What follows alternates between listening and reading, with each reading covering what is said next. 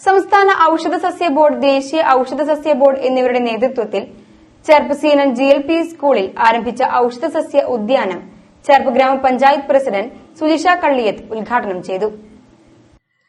ചടങ്ങിൽ Sanjeevani secretary KP Gopalakrishnan അധ്യക്ഷത വഹിച്ചു. 40 ഇനങ്ങളിലായി 50-ൽ പരം ഔഷധ സസ്യങ്ങൾ വിദ്യാലയത്തിൽ നട്ടുപിടിപ്പിച്ചു.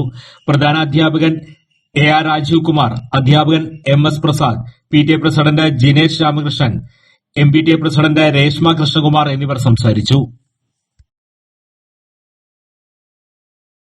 നമുക്ക് ഔഷധ സസ്യങ്ങളെ കുറിച്ച് നിങ്ങൾക്ക് നന്നായിട്ട് അറിയാലേ? അറിയില്ലേ? ഔഷധ സസ്യങ്ങൾ ഉപയോഗിക്കുന്നവർ എത്ര പേരുണ്ട്? നമ്മുടെ വീടുകളിൽ നമ്മുടെ മുത്തശ്ശന്മാരും മുത്തശ്ശിമാരും നമ്മുടെ അമ്മമാര് ഒക്കെ ഏറ്റവും ആദ്യം നമുക്ക് എന്തെങ്കിലും അസുഖങ്ങൾ വന്നു കഴിഞ്ഞിട്ടുണ്ടെങ്കിൽ ആദ്യം നമ്മുടെ നാട്ടുവൈദ്യങ്ങൾ പ്രയോഗിക്കും, ഇല്ലേ?